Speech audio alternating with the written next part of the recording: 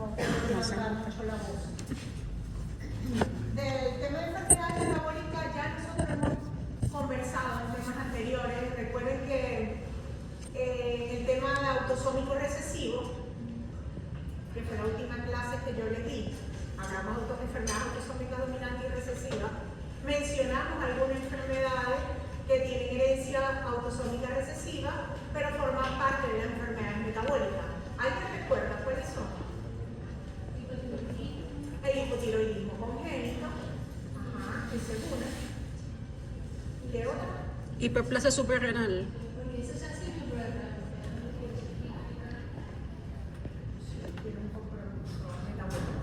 O sea, son enfermedades monogénicas porque se deben a la mutación de un gen que codifica unas enzimas específicas que son las que van a provocar el cuadro clínico y que en todos los casos tiene afectación multisistémica.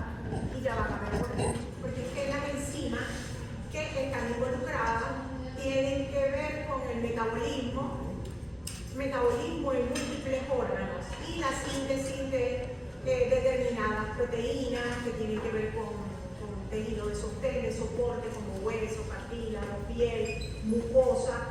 Entonces, les adelanto que en las enfermedades metabólicas, como les digo, va a haber afectación multisistémica, porque evidentemente si va a estar comprometido tejido de sostén, tejido conectivo hay en todo nuestro organismo. Entonces, muchas, no todas, muchas de estas enfermedades se pueden detectar por pesquisa neonatal, que es la prueba del talón, que también se la mencioné, ¿cierto? La pesquisa neonatal, ¿sí? ¿O no? Sí. ¿Sí? ¿Alguien me puede hablar de en qué consiste la pesquisa neonatal? Y hacemos una línea, una línea de este ladito de la planta de dedo, y se hace como una gotita de sangre y se va a poner como una serie de marcadores que se van a medir. Puede ser hipotiroidismo, básicamente un cribado, donde se van a poner las enfermedades genéticas más comunes, lo que va a aparecer, por ejemplo, dice la anemia, también, la leucemia, para ver si son positivos o negativos. No las más comunes, sino pero no desde el punto de vista genético, que sean las más comunes, ¿no? Sino las que sean que se puedan diagnosticar de forma temprana utilizando métodos simples, sencillos, como una prueba de talón, sangre de talón, se humedece un papel especial, que ya lo vamos a ver, que es un papel de filtro o cromatográfico, como también se le dice. Además de eso, las enfermedades que son pesquisables o que se pueden detectar por cribados, como dije, por cribado neonatal o pesquisa neonatal, son enfermedades que se pueden tratar de manera temprana y evitar los cuadros clínicos que vamos a ver más adelante.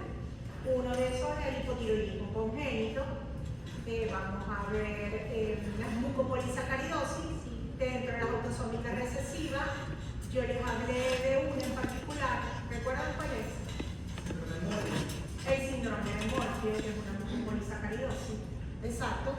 Pero hoy vamos a ver otras mucopolisacaridosis, como el Buller-Chi, Munter, el Chai, etc. Entonces, acá tenemos las pruebas de cribado o pesquisa neonatal.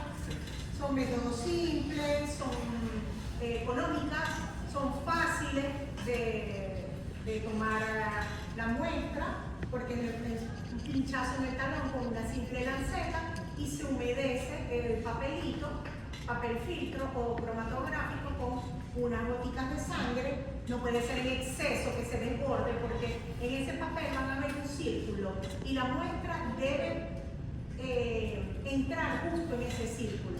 No puede haber ni déficit ni exceso.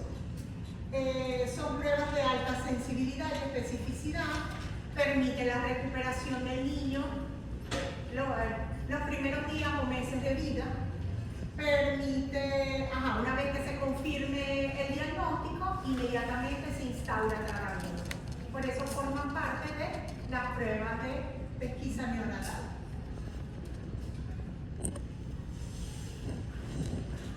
Algunas de las enfermedades que se pueden pesquisar en nuestro país, porque en el mundo, en otros países se pueden pesquisar. En estos días vino una chica a ofrecernos una prueba de pesquisa neonatal. Obviamente no se hace aquí, sino en Estados Unidos pueden pesquisar 200 enfermedades aproximadamente, entre 200 y 250. Aquí nada más que se están pesquisando de todas esas, que ven allí, dos, que es el hipotiroidismo, la deficiencia de biotirinasa y la hiperplasia suprarrenal congénita. Pero normalmente la prueba de pesquisa neonatal debería, acá en nuestro país, permitirnos diagnosticar en los primeros días de nacido cualquiera de esas enfermedades: fenilcetonuria, hipotiroidismo congénito, galactosemia, fibrosis quística, glucosa 6-fosfato deshidrogenasa. O sea, una vez que se toma la muestra, posterior a eso se realizan diferentes técnicas dependiendo de la enfermedad que se vaya a pesquisar. Cada una de esas enfermedades tiene una técnica específica para poder diagnosticar. ¿Puedes repetir por eso la última? Aquí la tienen. La fenilcetonuria tiene el hipotiroidismo congénito, la hiperplasia suprarrenal congénita, déficit de glucosa 6-fosfato deshidrogenasa. Esas son las que están contempladas en Venezuela. Pero acá en el Zulia casualmente en estos días averiguamos que solamente están pesquisando dos porque no tienen reactivo para poder diagnosticar todas las enfermedades. Sé que se usa el hipotiroidismo congénito, ese es uno. Y si mal no recuerdo, la otra es o biotirinasa o déficit de glucosa 6-fosfato deshidrogenasa, una de esas dos. O sea que nada más que dos están en este momento analizando con la prueba de calor. Ok, en la ficha que se deben colocar los datos de la madre, obviamente, los datos del niño, talla, peso, la edad gestacional en la cual nació el producto y dónde fue tomada la muestra. La muestra de talón debe ser tomada, se ubica en el taloncito del bebé, no sé si aquí tendré otra imagen, aquí. Tienen el piecito acá, en el talón, fíjense, se trazan dos líneas, una que pasa por el dedo, el primer ortejo, recuérdense que los dedos del pie se llaman ortejo, que pase por la mitad del primer ortejo y que pase entre el cuarto y el quinto ortejo, se forma un triángulo y todo lo que queda por fuera del pie a nivel de talón es área para la toma de la muestra, para el pinchazo, es decir, la parte latero-externa o latero-interna del talón. Fíjense, el papel se vería así. A veces lo entregan como eso lo deberían hacer en los hospitales o las clínicas, ¿no? Una vez que nace el bebé, lo pinchan el taloncito, toman un cuadrito con el círculo en el centro para que impregne con la sangre del bebé, lo dejen secar y una vez que seque bien, es cuando se va a enviar al centro respectivo, a donde van a procesar esa muestra. Estas son, así se vería una muestra válida y abajo vendrían a visualizar diferentes muestras que no les servirían al centro donde hacen la pesquisa neonatal, bien sea porque tienen coágulo, porque está húmeda la muestra, porque tiene suero alrededor de la muestra de sangre o tiene exceso de muestra cuando hay mucha sangre. Eso puede inhibir algunos estudios, sobre todo los de tipo molecular. El exceso de sangre lo puede inhibir.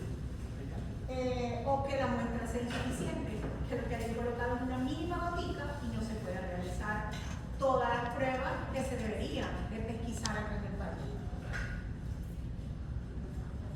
Ok, una de las enfermedades genéticas que tiene compromiso metabólico que se puede pesquisar como ya les mencioné anteriormente, la fenilcetonuria, que es un error congénito del metabolismo causado por el déficit de una enzima que sería la fenilalanina deshidroxilasa. Fenilalanina hidroxilasa. ¿Qué pasa? Cuando el gen de esta enzima está mutado, el metabolismo es incapaz de transformar la fenilalanina en tirosina. Recordemos que la tirosina es ¿qué es la tirosina? Es un aminoácido. Un aminoácido que necesita el organismo para formar algunas proteínas, forman parte generalmente, como les dije inicialmente, forman parte de proteínas que participan de tejido de sostén, que conforman tejido conectivo, etc.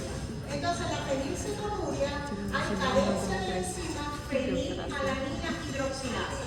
Tienen que prestar mucha atención a los nombres de la enzima, porque tiende uno a enredarse. De hecho, hasta yo, que no he dado esta clase, me enredo a veces cuando digo los nombres y van a ver unas cuantas aquí adelante, sobre todo el grupo polisacaridoso. Y que se deben aprender los nombres de las enzimas que están afectadas, porque precisamente esa es la causa de esta enfermedad metabólica. Mutación en el gen que codifica determinadas enzimas y que esa enzima que va a estar en déficit va a afectar un metabolismo determinado y se va a expresar fenotípicamente a nivel multisistémico. Ese es el principio de todas las enfermedades metabólicas que vamos a ver ahora. Y que solo si son detectadas a tiempo, muchas de ellas se pueden tratar y evitar que aparezcan la clínica de las cuales voy a hablar ahora. Entonces, fíjense, ¿no? Tenemos acá una enfermedad que tiene herencia autosómica recesiva, porque ya le dije que es una enfermedad monogénica, porque es un gen el que está mutado y que es el gen que codifica para la fenilalanina hidroxilasa. Loco es el 12q24, o sea, acá en el cromosoma 12, brazo largo, región 24, y la incidencia es de 1 en 29.000 nacidos vivos. Por eso yo les comentaba que no es que sean enfermedades de pesquisa neonatal que sean frecuentes en el medio o dentro de las genéticas sean las más frecuentes, pero dentro de lo infrecuente son las que se pueden detectar a tiempo y se puede instaurar también tratamiento a tiempo con buenos resultados. Bueno, aquí está la ruta metabólica donde la fenilalanina hidroxilasa participaría para transformar la fenilalanina en tirosina. Esto es bioquímica. ¿Sí? Eso es bioquímica, ya eso no les voy a hablar. Pero es para que sepan en qué ruta metabólica participa. Como ya les había dicho, tiene que ver con el metabolismo de la fenilalanina a tirosina. Y entonces, ¿quién se acumula allí? Si la enzima está en déficit, la fenilalanina, ¿verdad? Eso es lo que se va a acumular. O sea, se acumula el sustrato, ¿sí? Porque no está la enzima para metabolizar el sustrato. Ok. Acá tenemos las mutaciones en los genes que codifican la fenilalanina hidroxilasa, que es la enzima que está mutada. Me interesa que sepan nada más que la forma clásica de fenilcetonuria se debe a la mutación en el gen de la fenilalanina que está ubicado en el locus 12q24. Ya lo que está abajo, o sea, la otra forma de hiperfenilalaninemia sin fenilcetonuria, eso no es frecuente, pero lo traje para que ustedes sepan que hay unas presentaciones clínicas. Okay. Fíjense, clínicamente, ¿cómo son estos niños? Son rubios, son de piel muy clara, de ojos claros, cabello claro, pero la piel seca, la piel muy seca, eczematosa, de esa que se descama. Son niños hiperactivos, agresivos, irritables, pueden sufrir de depresión. Ellos pueden cursar con crisis convulsiva, retardo mental, pueden padecer de nistagmo, pueden presentar alteraciones motoras, por ejemplo, alteraciones en la marcha, retardo en el crecimiento, microcefalia. Se dan cuenta que la afectación es multisistémica, pero principalmente afecta la parte neurológica. ¿Sí lo están notando, verdad? La parte neurológica. Fíjense, no solamente lo que es el comportamiento, sino también la parte motora. Y lo que es la parte de aprendizaje, la parte cognitiva, la parte neurológica como tal, porque pueden presentar nistagmo, marcha anómala, o trastornos de la marcha, nistagmo, puede haber hipertonía o hipotonía, eso también está relacionado con la parte neurológica. Es decir, que el acúmulo de fenilalanina puede tener afectaciones en múltiples órganos, pero principalmente a nivel cerebral. Y en piel, las características que están viendo allí.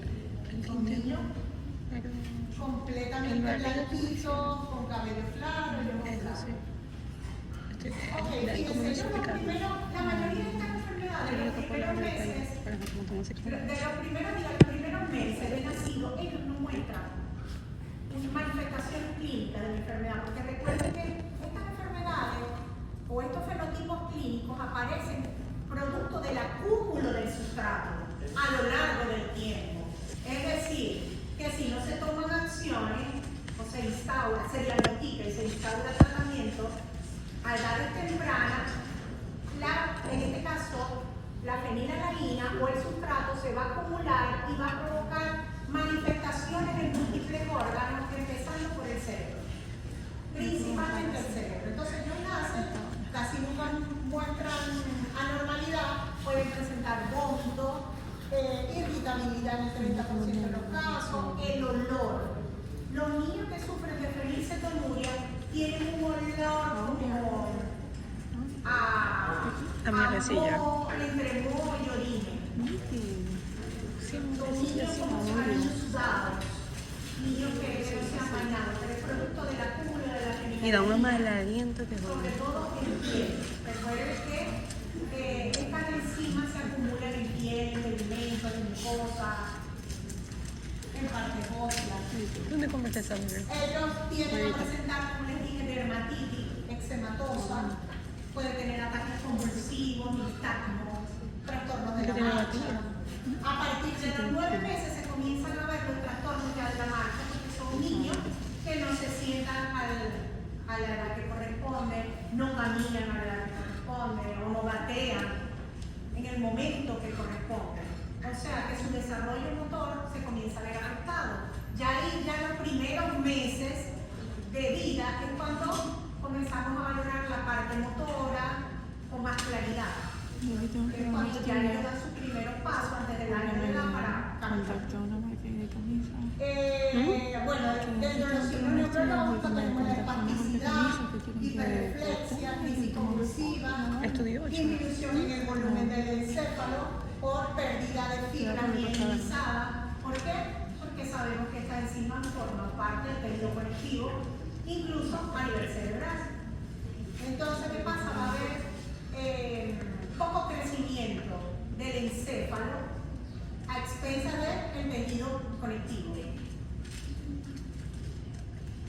El diagnóstico se hace en sangre o en orina, se puede determinar la presencia de la enzima. En orina se hace el estudio o se solicita el estudio de ácidos orgánicos, dentro de los cuales se evalúa la presencia de la fenilalanina, y en sangre se determina la actividad de la enzima. Además de eso, hay otros métodos de cribaje, como vemos ahí, método de Grutti, determinación de fenilalanina en papel filtro, que es papel que le entregan al personal de salud de los hospitales clínicos para que tomen muestra de talón. El tratamiento, manejo nutricional, fórmulas especiales, como ven aquí, fíjense, libre de fenilalanina. No se les puede dar alimentos que tengan fenilalanina porque ellos lo tienen en exceso. ¿Sí? Y en otros países hay alimentos que son libres de fenilalanina. Además de suministrarle la enzima que está en déficit para ayudarlos a que puedan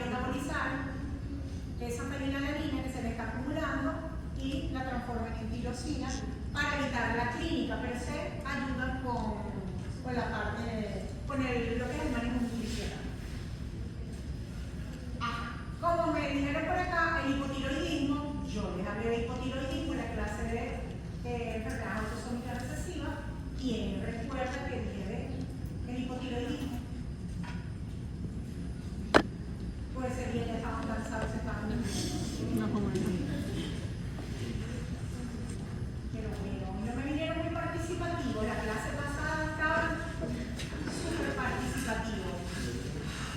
Nosotros conversamos acerca del hipotiroidismo congénito y vimos que había diferentes causas, como el origen tiroideo como tal, bien sea agenesia de la glándula tiroidea, o que el paciente tenga su glándula tiroidea, pero hipofuncionando. En el caso de la agenesia de la glándula tiroidea como origen primario, causa primaria, o de origen tiroideo, la agenesia de la glándula se debe a mutaciones en el gen FOXP1 locus 9q22.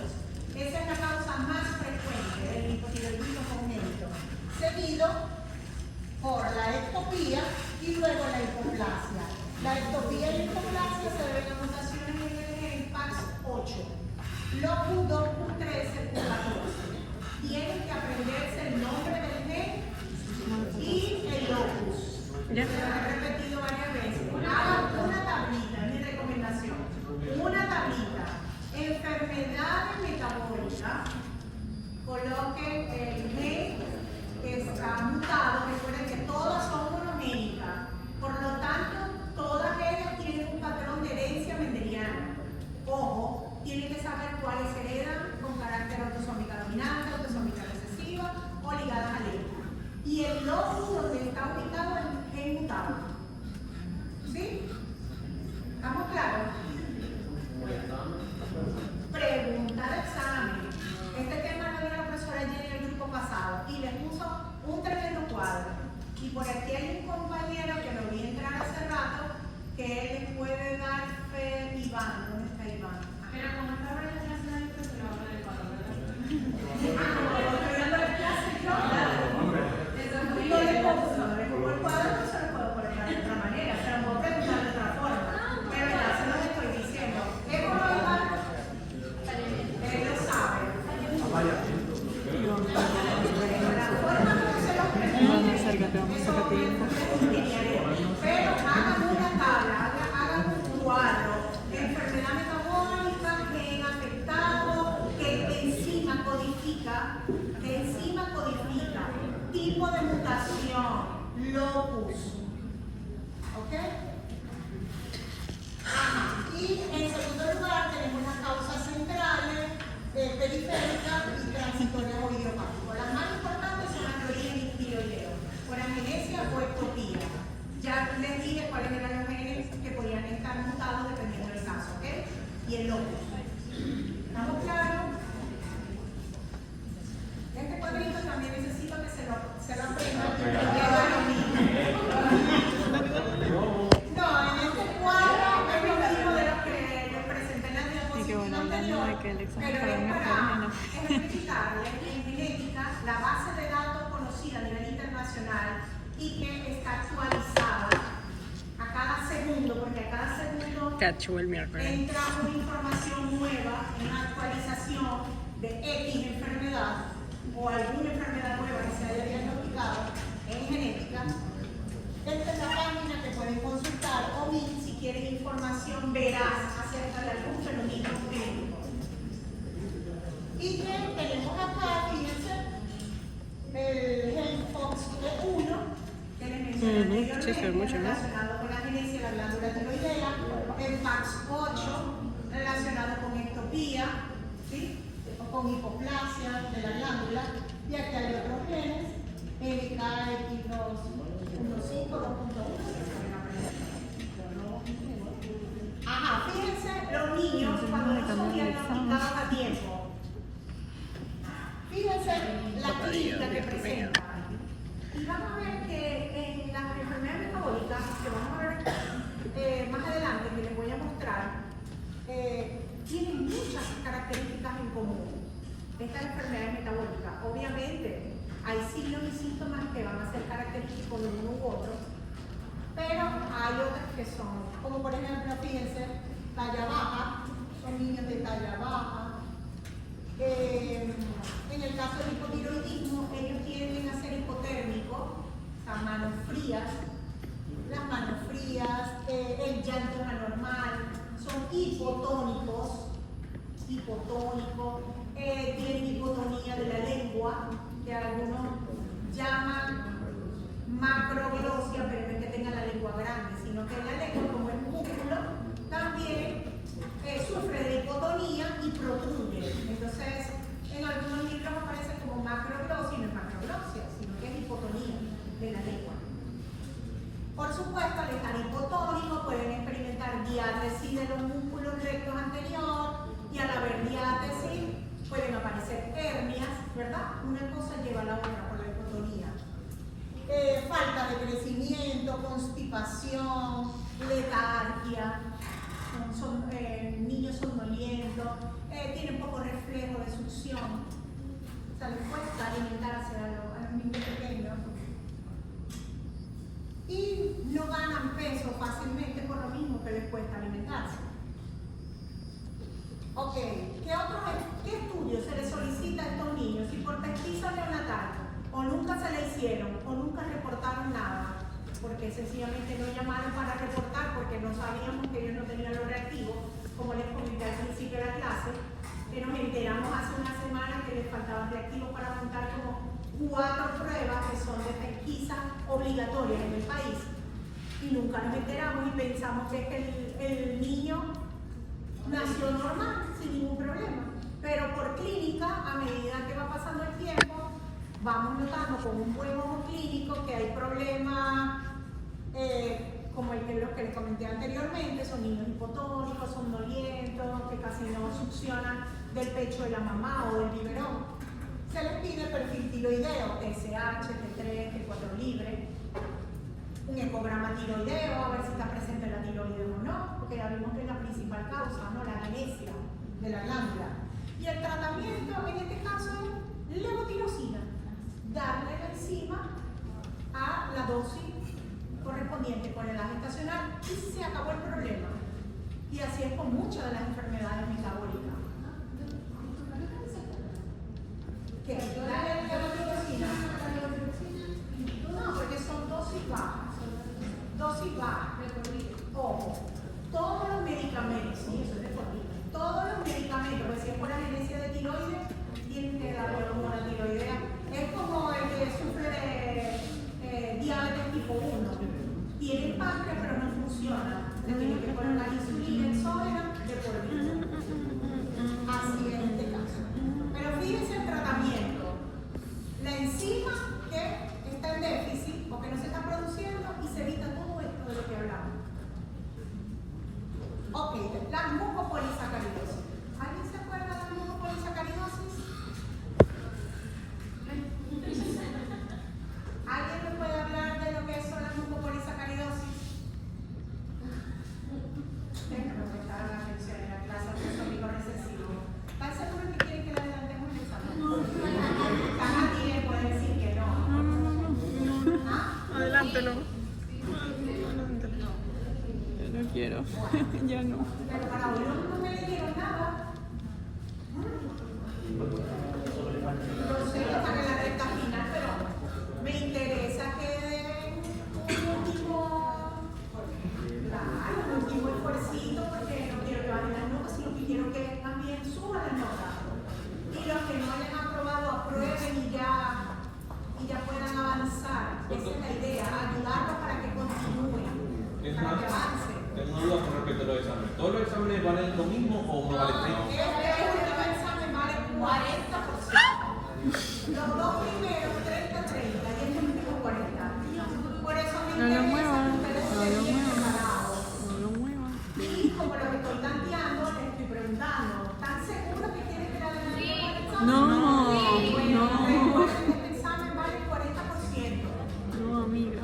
Ah, dígame. Creo que la mucopolisacaridosis ocurre por un problema en el momento del cloruro.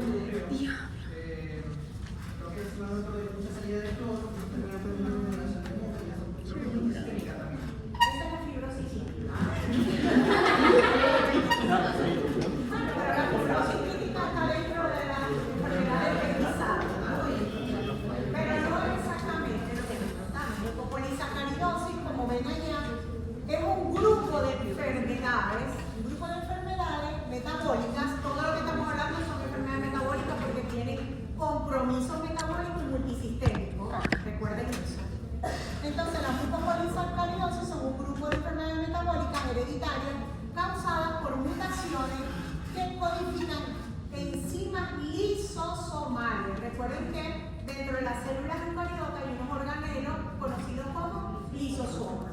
Entonces, esos organelos son los que producen las enzimas lisosomales que participan en la degradación de glucosaminoglicanos. Que es un tipo de sustrato que lo vamos a ver más adelante. ¿Qué pasa? ¿Cuáles son esos glucosaminoglicanos? Tenemos dermatansulfato, leparansulfato, el queratansulfato, el condroitinsulfato, y que dependiendo del gen que codifica para cada una de esas enzimas, vamos a ver un fenotipo específico dentro de la mucopolisacaridosis que tiene una clínica muy similar. Fíjense, los mucopolisacáridos son cadenas, recordemos, esto es bioquímica, ojo, son cadenas de azúcares que absorben agua, tienen la consistencia como de moco, están presentes en estructuras de tejido conectivo, lo que les hablé desde el principio, para que lo tuvieran presente durante toda la clase. Están presentes en la matriz ósea, en los cartílagos, en la piel, en mucosas, en tendones, en la córnea, ojo, ¿okay? En los ojos, entonces en válvulas cardíacas. Fíjense, hay tejido conectivo en válvulas cardíacas. O sea, ya por ahí pueden deducir qué tipo de afectaciones pueden tener estos pacientes cuando no se trata la diabetes. Antiguamente la mucopolisacaridosis se llamaba glicosaminoglicanos, pero son mucopolisacaridosis, donde el tejido conectivo que está presente, prácticamente todo el cuerpo puede verse afectado, por eso es que son multisistémicas. La incidencia es 1 en 10.000 a 25.000 nacidos vivos. Acá tenemos la tablita, escúchenme. Tómenle foto. Yo se la voy a pasar también por el grupo. Necesito que se me aprendan en esta tabla. Al igual que la tablita que les dije que tenían que hacer de la que ya vimos de hipotiroidismo congénito, de fenilcetonuria, ¿ok? Tienen que saber, les repito, ¿cuál es el nombre del gen mutado? El locus. ¿Cuál es la enzima? ¿Cómo se llama la enzima que se ve afectada en cada uno de esos fenotipos genéticos? ¿Cuál es el sustrato que se está acumulando? Aquí lo ven.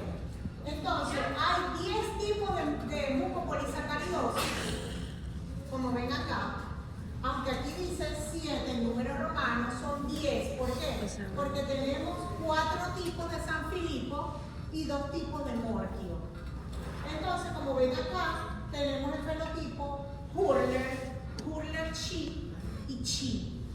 No es que les estoy hablando en mandarín, pero así se llama. Hurler-Chi y Chi. Son 3 formas clínicas diferentes que se deben a la mutación del gen alfa hidroxidasa. Aquí tienen el locus, se lo aprenden.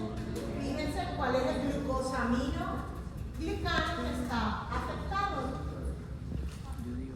Ok. El síndrome de Hunter, la enzima que tiene afectada o el déficit enzimático es de la hidronato L-sulfatasa.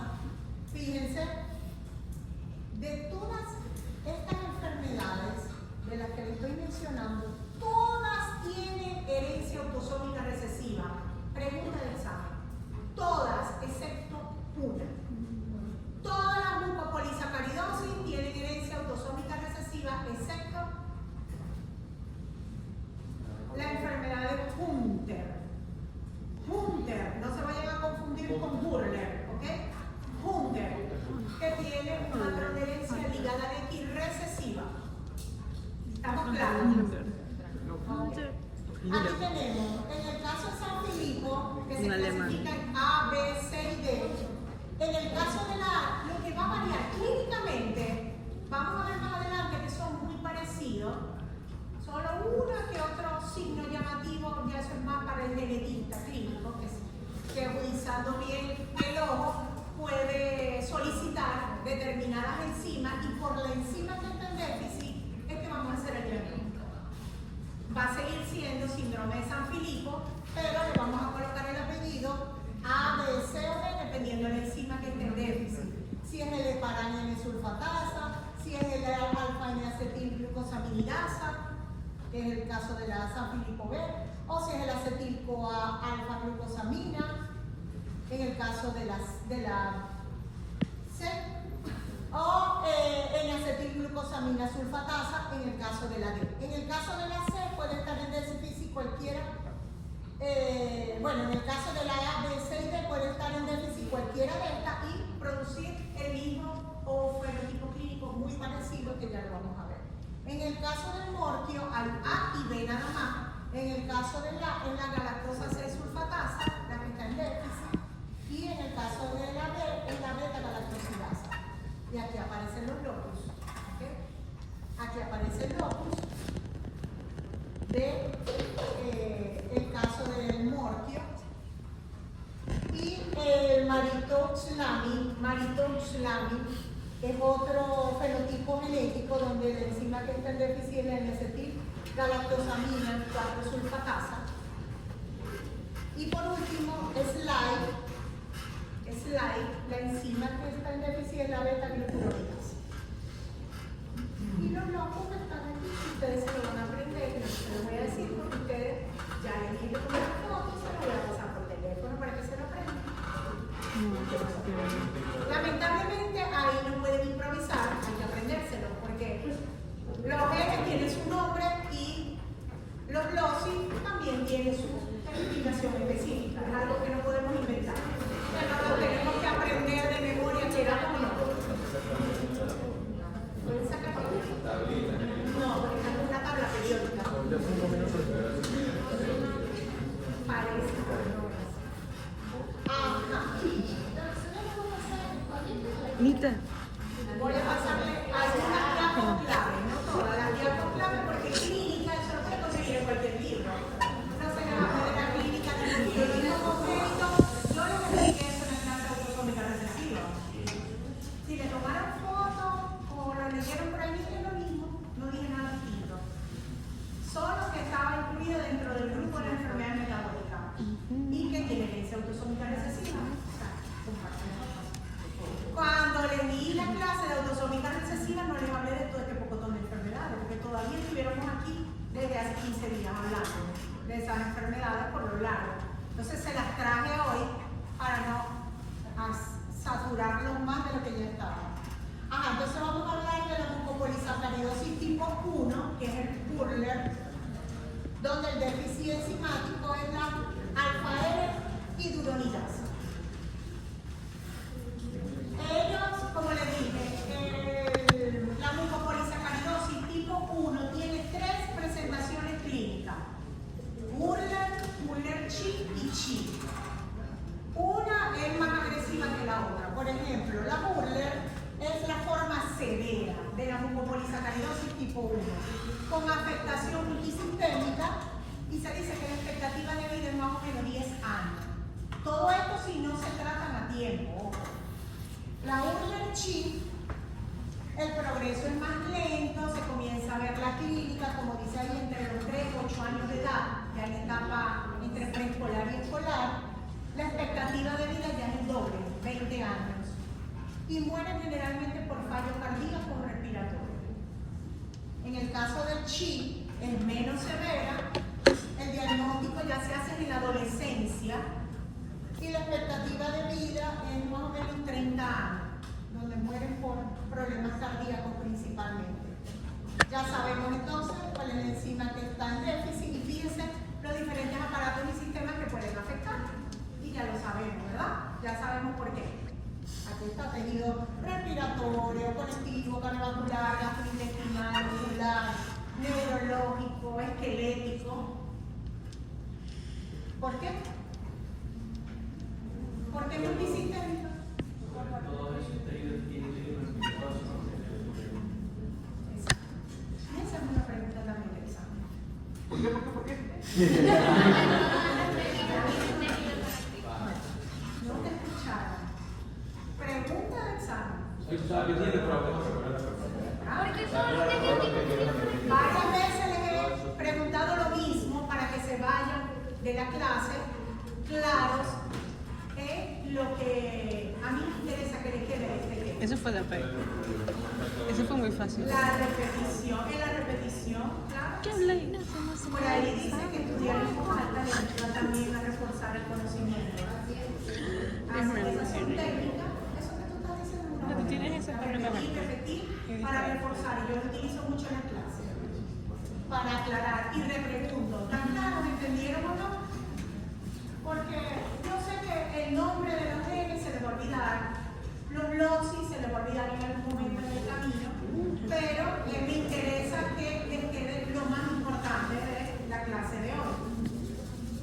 En qué consisten las enfermedades metabólicas y por qué tienen afectación multisistémica, por ejemplo. Y por qué la gravedad de la enfermedad. A medida que pasa el tiempo, que se va acumulando el sustrato, obviamente un Hurler se puede agravar, un SHI se puede agravar. Recordemos que ella se puede diagnosticar dependiendo de la enzima que está en déficit. Eso es lo que la diferencia. Pero en el caso de Hurler es una sola enzima la que va a provocar estos 3 cuadros clínicos y la clínica va a depender del acúmulo del sustrato. A diferencia del San Filipo. El San Filipo sí tiene 4 enzimas diferentes que pueden estar afectadas con déficit y dependiendo de la enzima que esté en déficit, es la clínica que va a presentar. ¿Sí? ¿Estamos claros? Aquí es una única enzima la que está en déficit, pero la clínica va a depender del acúmulo del sustrato, como en la mayoría de los casos. Que mientras más sustrato, mayor afectación multisistémica. Entonces, fíjense, el Hurler, ya dijimos que es la forma más severa de la mucopolisacaridosis tipo 1, puede haber retardo mental, cardiopatía, sus rasgos faciales son de talla baja, son de rasgos faciales muy ordinarios o toscos,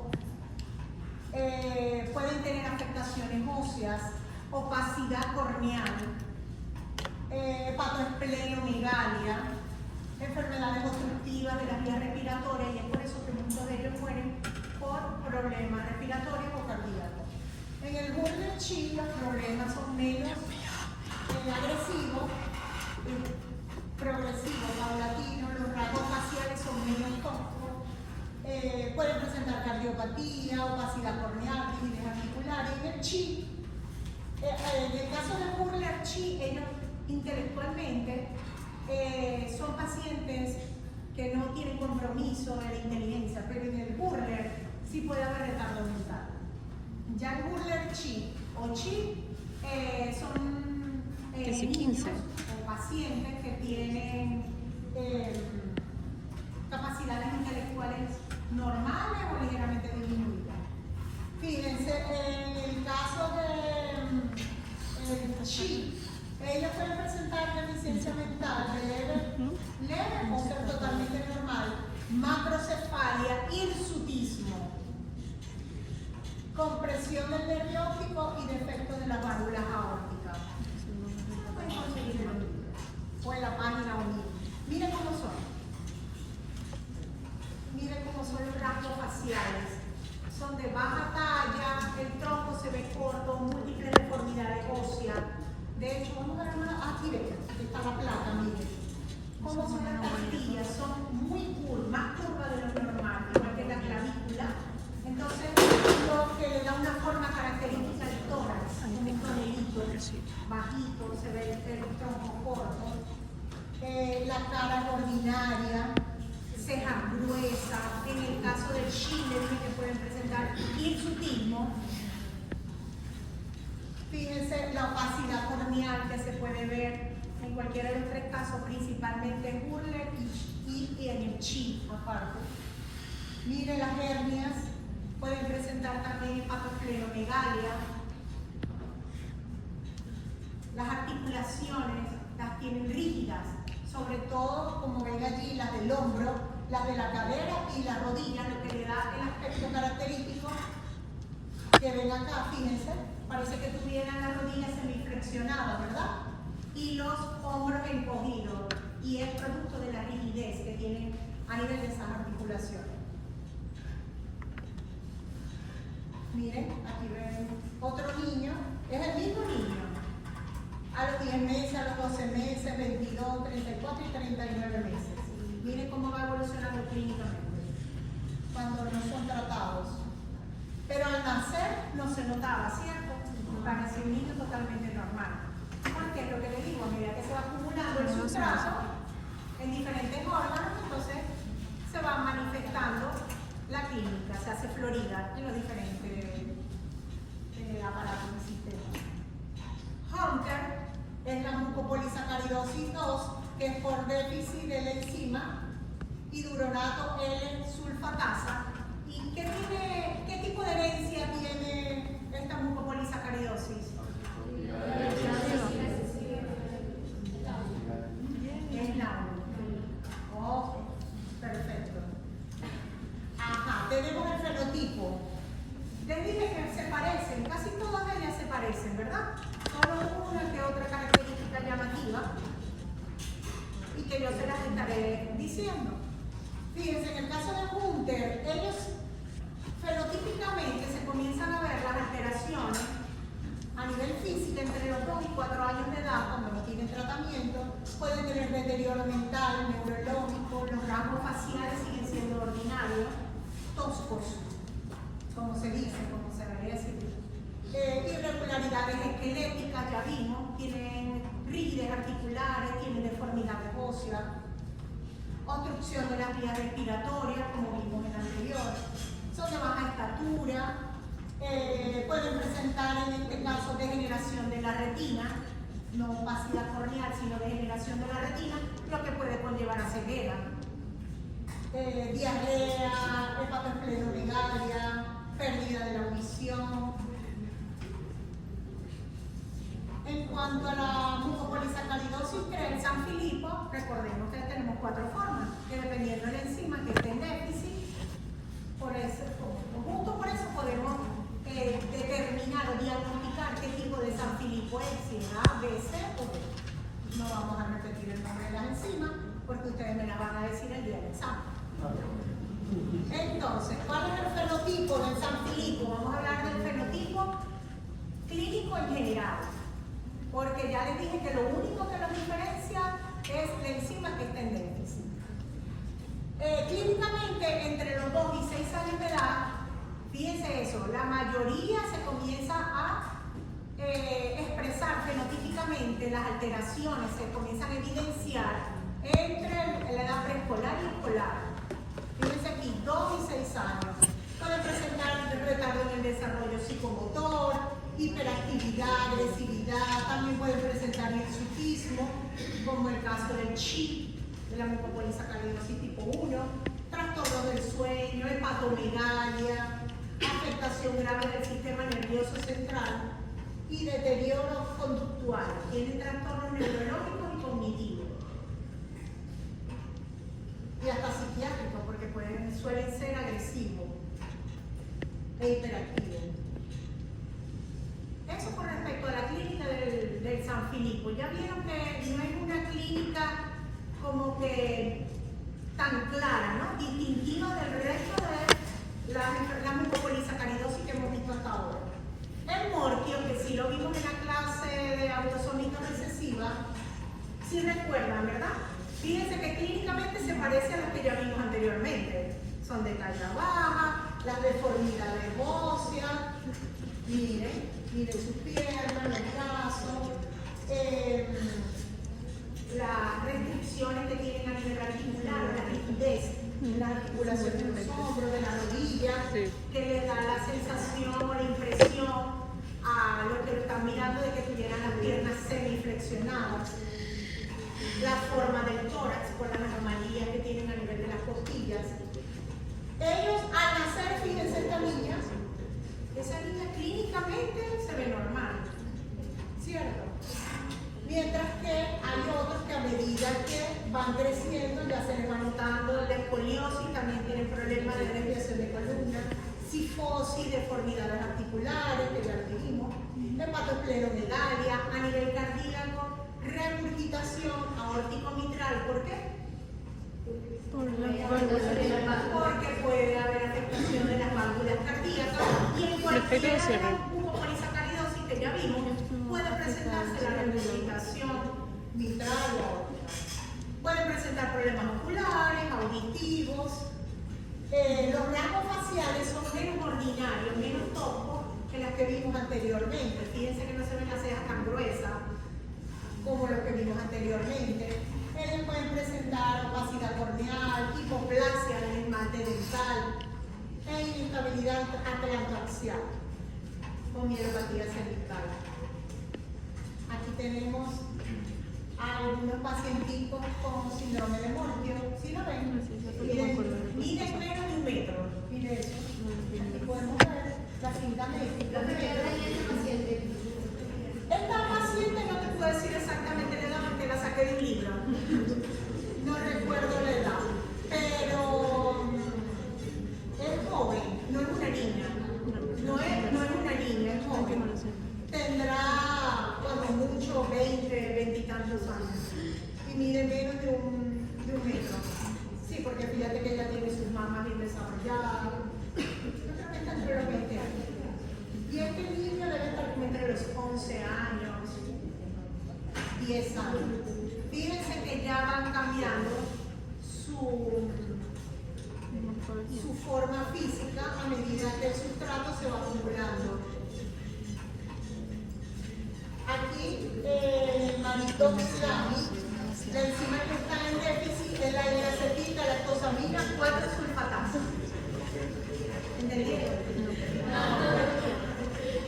Ajá, el fenotipo igual, el crecimiento es normal, los 2-3 primeros años de vida, ya después de edad entre preescolar y escolar comienzan a manifestar que si opacidad corneal, los rasgos faciales ordinarios, toscos, vemos las deformidades óseas, las restricciones o las rigidez en las articulaciones, enfermedades cardíacas vasculares, hidrocefalia, disostosis múltiples.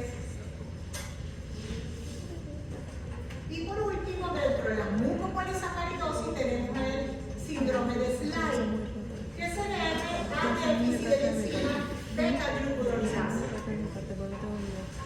El fenotipo, bueno, talla anomalía ósea, rigidez de las articulaciones. Ya se pueden aprender el tema repitiendo conmigo, porque la clínica se repite en la mayoría de los casos.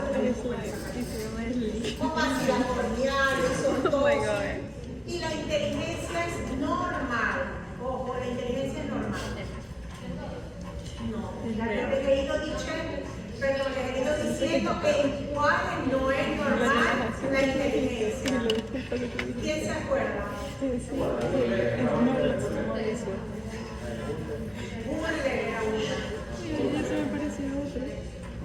Podía o no podía haber afectación de la inteligencia, pero leve.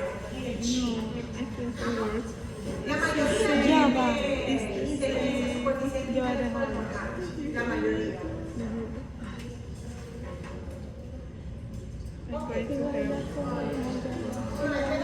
Para recordarles, reforzar lo que ya hemos dicho. ¿Cuáles son las enzimas? ¿Cuáles son las enzimas que están en déficit? Fíjense, o el gen que está mutado, cuántas mutaciones se han reportado, los diferentes dosis, los signos clínicos frecuentes y los mecanismos de herencia. Ese cuadrito tiene todo. Y aquí pueden ver, miren, el síndrome de Hunter tiene un mecanismo de herencia autosómico recesivo, mientras que Hunter es X recesivo. Síndrome de San Filipo, las 4 formas son autosómicas recesivas. No pasa. Sí, yo se les paso. Aquí, fíjense, lo que pasa es que las letras son chiquitas, pero ya un cuadro resumen de todo lo que les he explicado en cuanto a la mucopolisacaridosis. O sea, en 2-3 cuadritos tiene ya el resumen. Tendrían que hacer en los cuadritos de las enfermedades que faltan, que ya les di, pero que no se los presenté bajo la forma de cuadro. Porque esta es la forma de poder incluso diferenciarlo y aprendérselo mejor. Porque de manera visual, pienso que se aprende mejor que pura teoría. Ok, ¿cómo se aborda la mucopolisacaridosis en general?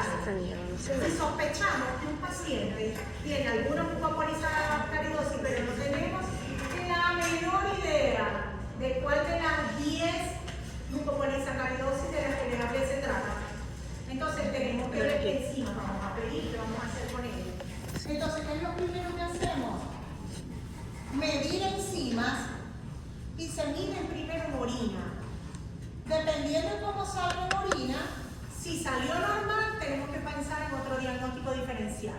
Ok, no es mucopolisacaridosis, vamos a ver de qué otra cosa se trata. Si da positivo, se repite en una segunda oportunidad.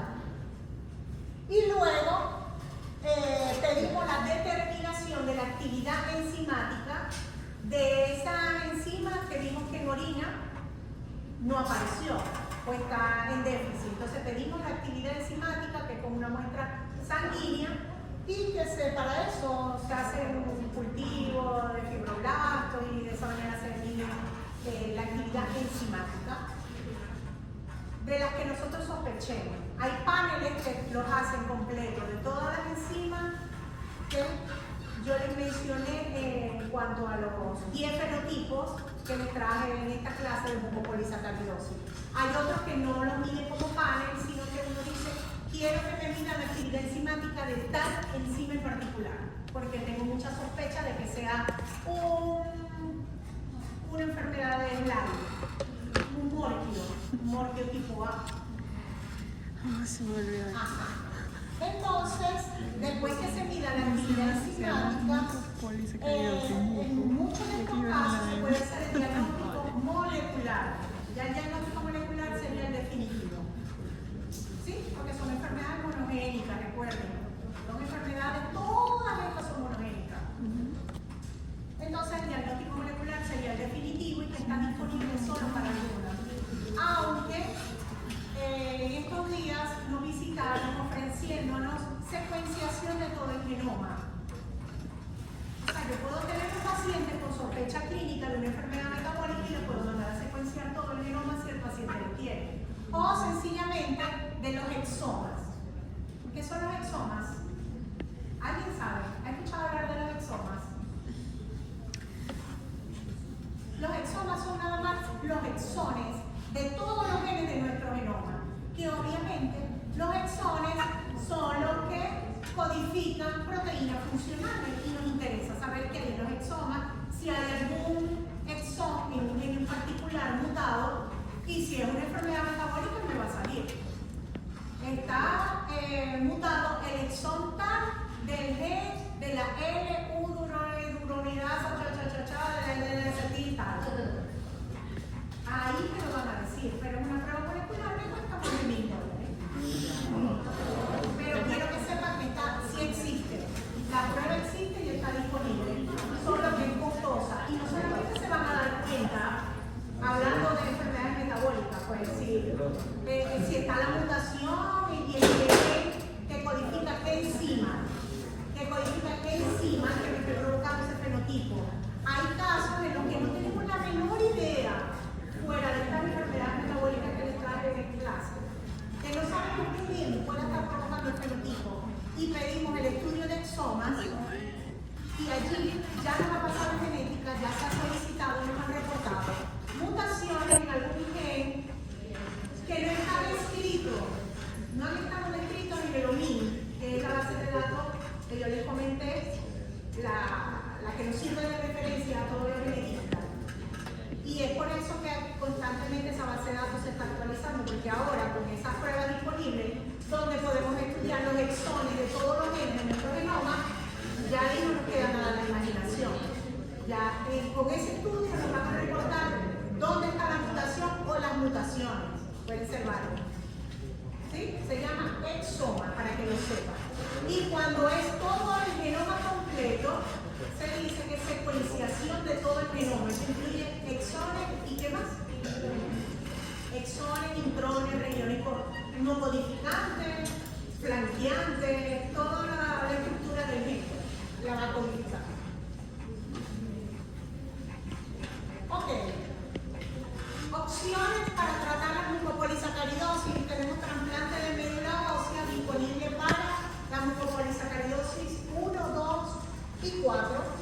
Reemplazo enzimático, que sería enzima recombinante, que ya venden algunos laboratorios, para la mucopolisacaridosis 1, 2 y 4. No todas las mucopolisacaridosis tienen terapia de reemplazo enzimático disponible. La atención tiene que ser por diferentes especialidades porque son enfermedades multisistémicas y los estudios complementarios, ya más o menos les mencioné, la de estudio de aminoácidos, estudios enzimáticos en orina, electroforesis de los mucopolisas de orina, rayos de columna, de huesos largos, tórax, audiometría, evaluación oftalmológica, dependiendo de cada paciente y lo que veamos las afectaciones que tenga. Justo en la consulta vamos a decidir qué tipo de examen se le van a solicitar y a qué especialista lo vamos a derivar. La enfermedad de Gaucher. Aquí en Venezuela había foco de Gaucher. Hace mucho tiempo, yo creo que ustedes no habían nacido. Eso lo detectó un doctor que hoy en día ya no está con nosotros. Falleció hace como 3-4 años por COVID, por cierto. Él detectó esta enfermedad acá en el Zulia. La enfermedad de Gaucher es una enfermedad también metabólica que se debe al déficit de una enzima que se llama beta-glucosidasa y que al estar en déficit esa enzima, eso va a conllevar al acúmulo de glucosilceramidas en células del sistema fagocítico mononuclear como los macrófagos. Ahí es donde se van a acumular principalmente. Pero también tiene afectación multisistémica, porque recuerden que los macrófagos forman parte del sistema inmunológico, del sistema fagocítico mononuclear, y eso está en todo nuestro organismo porque forma parte de nuestro sistema inmunitario. Por lo tanto, su afectación también va a ser multisistémica. Tiene herencia autosómica recesiva.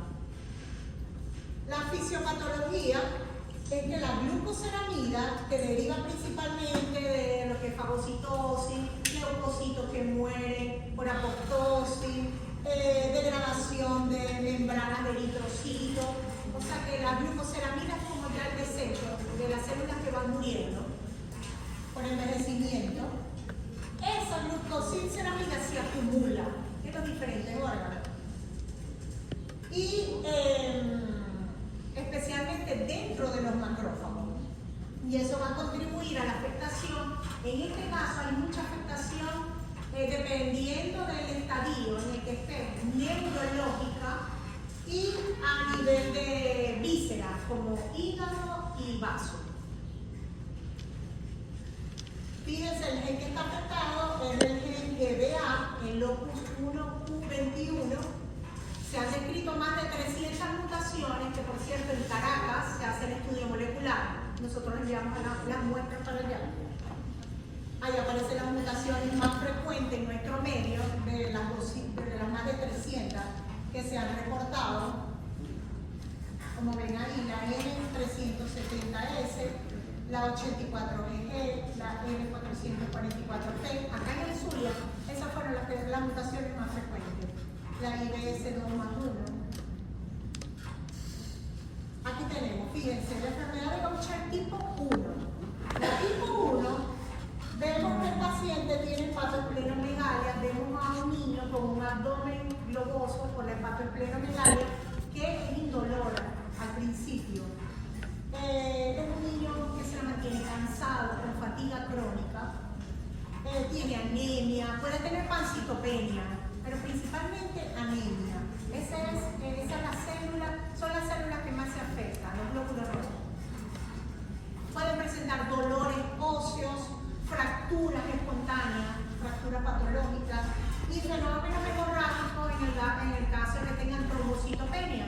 Porque, ¿qué pasa? Estas células de Gaucher, que son macrófagos, que tienen acúmulo de la glucoceramida que les dije inicialmente, también se acumulan en la médula ósea. ¿Y qué pasa? Que comienza a fallar la médula ósea en la producción de la célula. Allí se producen todas las células sanguíneas, glóbulos rojos, blancos y plaquetas. Generalmente hay disminución de los glóbulos rojos, pero puede haber también leucopenia y puede haber también trombocitopenia. Al haber leucopenia, ¿qué va a suceder? Infecciones a repetición. Si hay trombocitopenia, ¿qué va a suceder? Hemorragias frecuentes. Y ahí lo tenemos. Sangrado, tiene epistaxis, que es hemorragia nasal, puede tener hematomas. Hallazgos radiológicos, fíjense esto que ven acá. Esto es característico de los pacientes con Gaucher tipo 1 desde el punto de vista radiológico, la forma de los huesos, que es una deformidad conocida como el matraz de Erlenmeyer. Eso en bioquímica lo tuvieron que haber visto alguna vez, o en química, en bachillerato también, ¿verdad? Es así, es un recipiente de vidrio, de Erlenmeyer, que es justamente como esta forma que ven aquí. Dolores óseos, fracturas patológicas, que ya lo dijimos, crisis de dolor, complicaciones hematológicas, como le dije, pueden presentar pancitopenia, que es disminución de toda la celularidad, glóbulos rojos, blancos y plaquetas, o presentar anemia con trombocitopenia o anemia solo, depende del caso. En cuanto a las anomalías inmunológicas, pueden presentar incremento de la inmunoglobulina G o hipergamaglobulinemia, déficit de linfocitos T en el vaso y alteración de la quimiotaxis de los neutrófilos. ¿Se enteraron que hoy publicaron quiénes ganaron el premio Nobel en Medicina? Las células T. En el área de inmunología. ¿A qué se debe la tolerancia? Porque los linfocitos T reguladores no reaccionan o no atacan los órganos propios, los antígenos propios. Incluso hicieron una animación en 4D increíble. Los 3 investigadores que ganaron el Nobel, el premio Nobel. Fue algo increíble. Y lo importante es que se le están dando en vida, no como a otros que les dieron el Nobel ya muertos y se lo dieron a los familiares.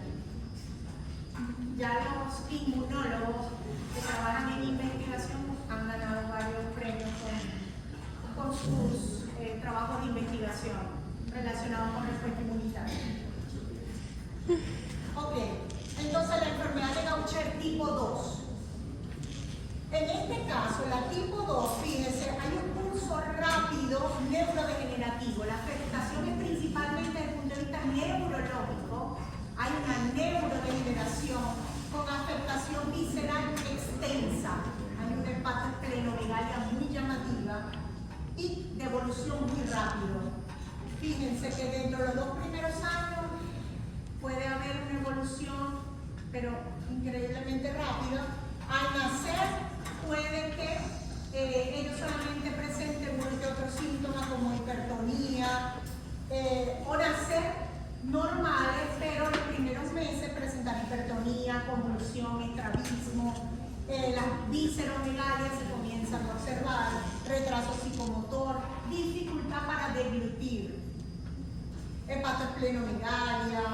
Ellos pueden experimentar lo que ven acá, como es el laringoespasmo, o sea, la laringe se cierra como en el caso de las alergias, como los edemas del glotis.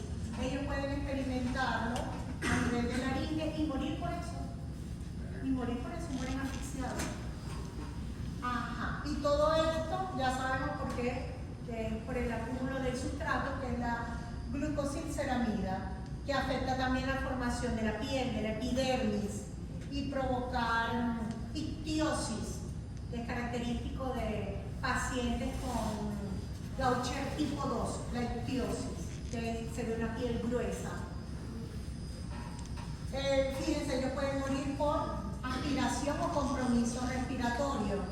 Y es una forma neonatal severa, o sea que el pronóstico de vida los primeros meses o años es de verdad que es súper mal. Ellos mueren los primeros meses de vida.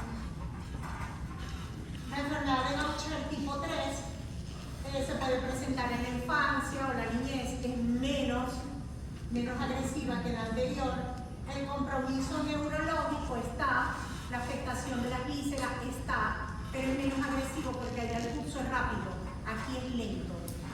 Aquí es lento. Fíjense que se puede observar en la infancia y en la niñez, con hepatosplenomegalia, compromiso neurológico como el nistagmo, epilepsia, dificultades de aprendizaje, demencia. Puede haber compromiso oculomotor, calcificaciones de las válvulas mitrales, del cardíaco y aórtica, opacidades corneales, discapacidades de aprendizaje. Y el diagnóstico de la enfermedad de Gaucher se puede hacer con una hematología completa, primero que todo, para saber si tiene anemia, leucopenia, trombocitopenia, que es el recuento de sangre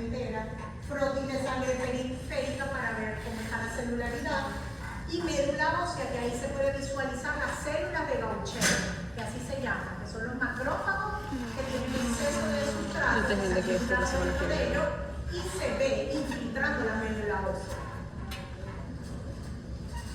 Pero el diagnóstico definitivo lo hace el molecular, diagnóstico molecular, que se está haciendo en Caracas para detectar las mutaciones dentro de las más frecuentes que se han analizado en toda Venezuela y que fueron las que yo les mostré, que fueron las que encontramos acá en el Zulia.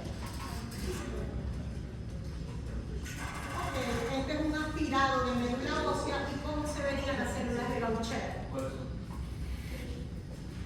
Este está por acá. Así se verían las células de Gaucher. O sea, vemos el núcleo que está rechazado a la periferia, por ejemplo. ¿Cuál es la cúpula del sustrato dentro de la célula? Y aquí ven otro, aquí ven ven en diferentes escalas. ¿Sí lo ven todos? ¿Sí lo ven? Ok, marcadores bioquímicos, bueno, hay que medir la actividad enzimática, la beta-glucosidasa, como les mostré en el mapa ese conceptual, una especie de mapa conceptual, de cómo abordar la glucopolisacaridosis. De esa misma forma se aborda la enfermedad de Gaucher. Pero ya saben que el método de diagnóstico definitivo es molecular y hoy en día tenemos disponible la secuenciación de todo el genoma o de los exomas. Pero al menos en Caracas tenemos la prueba molecular que permite detectar las mutaciones solo y exclusivamente en el gen que está afectado en Gaucher. Es alemán económico. Incluso creo que ellos no le están cobrando al paciente por mandarle la prueba. Tratamiento, terapia de reemplazo. Fíjense que en este caso sí disponemos de la enzima de reemplazo. Una vez que se diagnostique el Gaucher. Aquí tienen los nombres, hay glucerasa, o también llamada ceregase, y tenemos la glucerasa o cerecine, de diferentes laboratorios. O sea que dentro de lo malo, esta es una enfermedad que tiene terapia de reemplazo hormonal, enzimático, perdón. Terapia de reemplazo enzimático. Ajá. Ah, miren, y tiene tratamiento también para reducir la cantidad de sustrato. No solamente darle el reemplazo de enzima, sino para reducir la cantidad de sustrato que se ha acumulado, como es el miglustat. Solamente conozco para esta enfermedad. O sea, que Yo sabía que iba a ser así. suministrar